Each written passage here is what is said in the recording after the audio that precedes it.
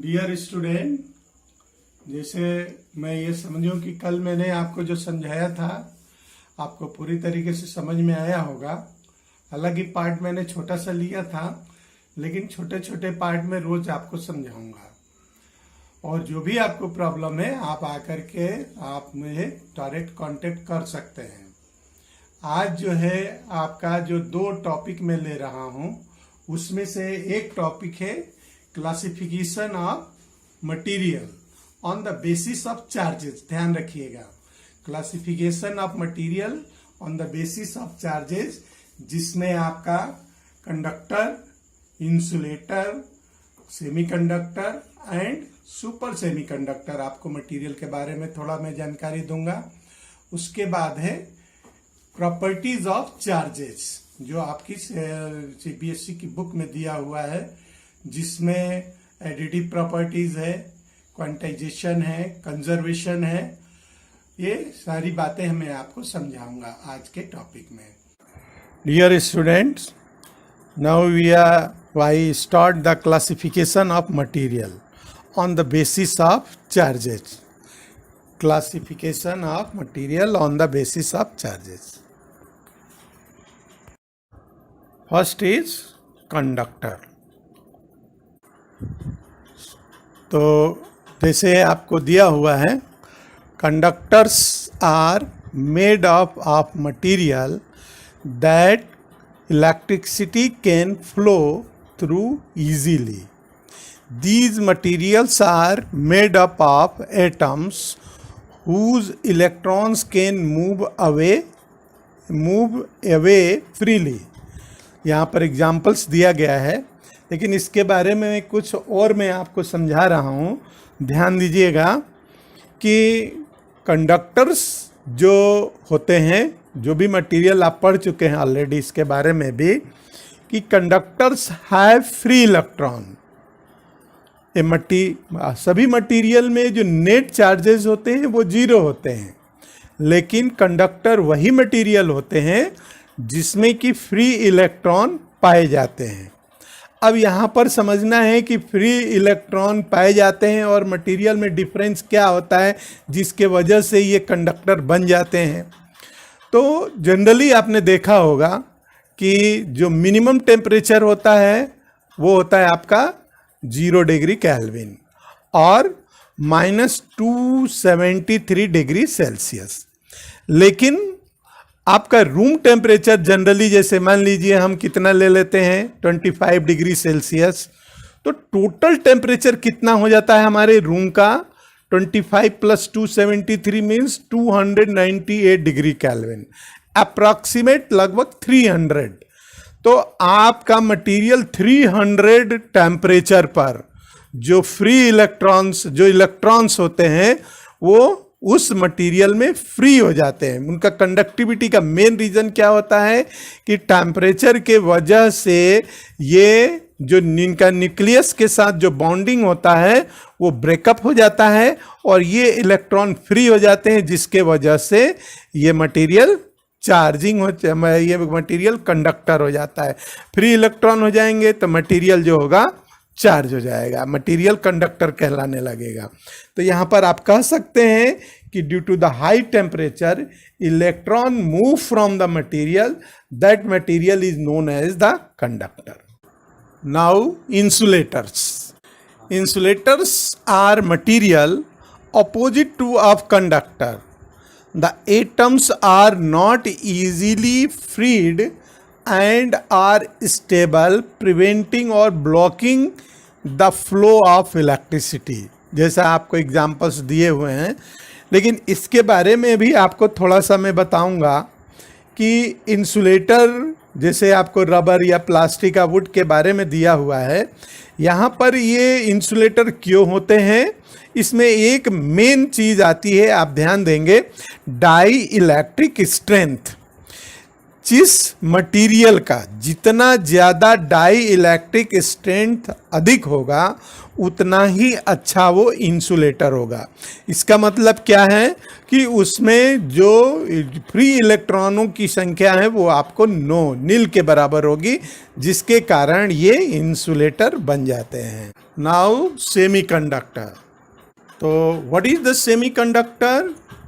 Here is given your definition. A semiconductor is a material that has intermediate conductivity between a conductor and an insulator.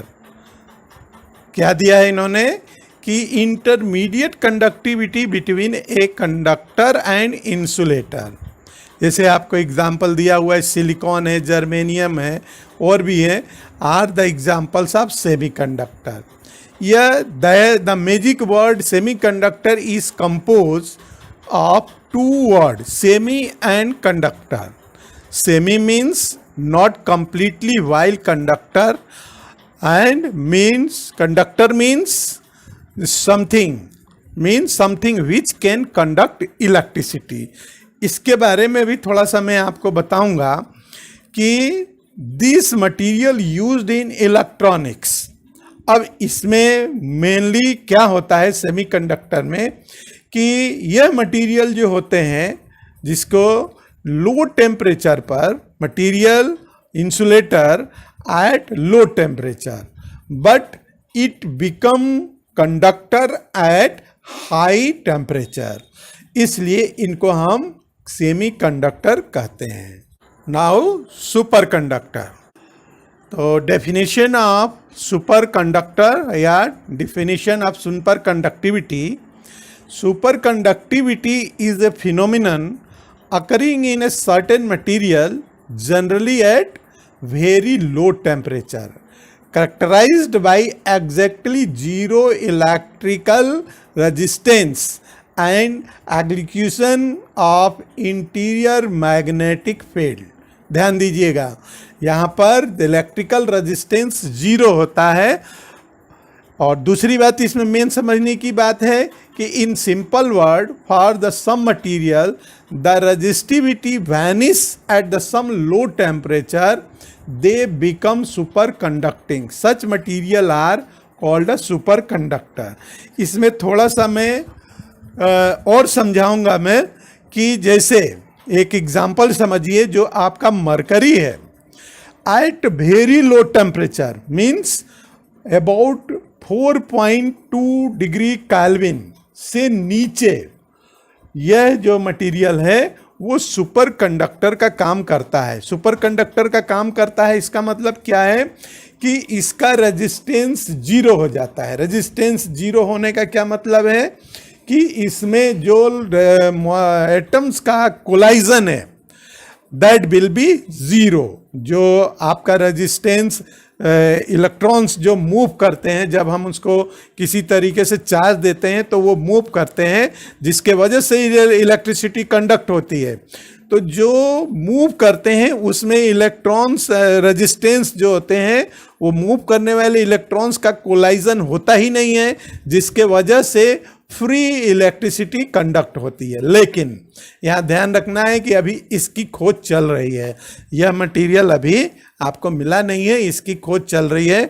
इसलिए यहाँ पर मैंने आपको जो 4 type के मटेरियल बताए, classification of the material is 4। Number 1 conductor, number 2 insulator, number 3 semiconductor and number 4 super conductor. ध्यान रखिएगा। Now we start second part, basic properties of electric charges. Now we start basic properties of charges. तो मैं आपकी book में जो दिया है उसको बताने से पहले जो आपने पहले पढ़ा हुआ है उसके बारे में थोड़ा सा मैं आपको अवेयर कर दूं, आपको नॉलेज दे दूं कि जो आपको दिया जा रहा है, ध्यान दीजिएगा कि प्रॉपर्टीज ऑफ चार्ज क्या क्या पढ़ा है आपने कि there exist only 2 type of charges, namely positive and negative. Like charges repel and unlike charges attract each other. Third, charges is scalar quantity. Fourth, charges is additive in nature. Additive in nature आगे भी हम अभी explain कर रहे हैं और ज़्यादा इसमें. जैसे दो चार्ज, एडिटिव नेचर का मतलब है यहाँ पर कि जैसे कोई एक चार्जेस दिए हुए हैं +2 कूलम, +5 कूलम, -3 कूलम, तो कैसे उनको हम ऐड करेंगे? एल्जेब्रिकली ऐड करेंगे. ध्यान दीजिएगा, 2 + 5, माइनस में अगर चार्ज 3 है तो उसको माइनस भी लिखेंगे. टोटल चार्जेस 4 कूलम आ गया. फिफ्थ है आपका, charge is quantized. The electric charge exist in discrete packets rather than continuous amount. If can be expressed in integral multiple of fundamental electric charge Q is equal to NE. इसको मैं अभी आपको explain कर रहा हूँ. ये जो आपने पहले पढ़ा हुआ है उसको मैं एक बार रिवाइज कर रहा हूँ. और सिक्स्थ आपने पढ़ा है कि charge is conserved. algebraic sum of the positive and negative charge in an isolated system, ध्यान दीजिएगा, remain constant. ठीक, जैसे कि आपने दिया हुआ एग्जाम्पल कि when glass rod is rubbed with silk the negative charge appear on the silk and the equal amount of positive charge appear on the glass rod. मतलब दोनों के ऊपर चार्ज रहता है. The net charge on the glass and silk system remain 0 before and after rubbing. It does not change with the velocity also. ध्यान दीजिएगा, ये बात पहले आप लोग पढ़ चुके हैं. अब आपका जो नेक्स्ट प्रॉपर्टी जो आपकी बुक में दिया हुआ है वहां से स्टार्ट हो रहा है एडिटिव प्रॉपर्टीज ऑफ चार्ज. तो फर्स्ट आपकी प्रॉपर्टीज है additive properties of charges. Additive nature of charge is the important feature for और प्रॉपर्टीज ऑफ चार्ज. क्या मतलब है इसका? कि it means total charge is the algebraic sum of the charge. Algebraic sum कहने का क्या मतलब है कि जैसे पॉजिटिव निगेटिव जो भी चार्जेज होगा उसको उसके साइन के साथ ऐड किया जाएगा. It means if we have 3 charges, 1 coulomb, 5 coulomb, 3 coulomb, then the total charge would be 9 coulomb. If we assume -5 coulomb, then the sum of the charge would be -1 coulomb. Means so the charge can both be negative or positive. It should be noted that we always taken sum 1 + 5 + 3 is equal to 9 coulomb. 1 अगर minus में है, अगर minus में दिया जा रहा है तो 1 - 5, जैसे मैं यहाँ पर माइनस में 5 है तो उसको माइनस के साथ लेंगे. तो 1 + -5 + 3 इज इक्वल टू -1 कूलम. इसीलिए हम इसको कहते हैं कि यह एडिटिव प्रॉपर्टीज है. इसमें 2 या से अधिक चार्जेस को एल्जेब्रिकली सम किया जाता है, इसलिए इसको हम एडिटिव प्रॉपर्टीज ऑफ चार्जेस कहते हैं. सेकेंड प्रॉपर्टीज है आपका conservation of charge. Conservation of charge, तो यहाँ पर समझने की जो बातें हैं वो पहले देखिए. यहाँ पर एक फिगर बना करके आपको समझाया गया है कि एक मटेरियल में पॉजिटिव और निगेटिव दोनों प्रकार के चार्जेस रहते हैं. वो जैसे मटेरियल का एक एंड पॉजिटिव हो जाता है, दूसरा एंड निगेटिव हो जाता है. उसके पास अगर हम कोई चीज़ लाते हैं तो चार्ज का ट्रांसफ़र होता है, लेकिन टोटल चार्ज जो होता है कंजर्व होता है. किस तरीके से इसको समझिए. दिया है जैसे an object that has unequal number of electrons and proton is electrically charged. An atom with net positive charge is a positive ions. It has lost 1 or more electron, and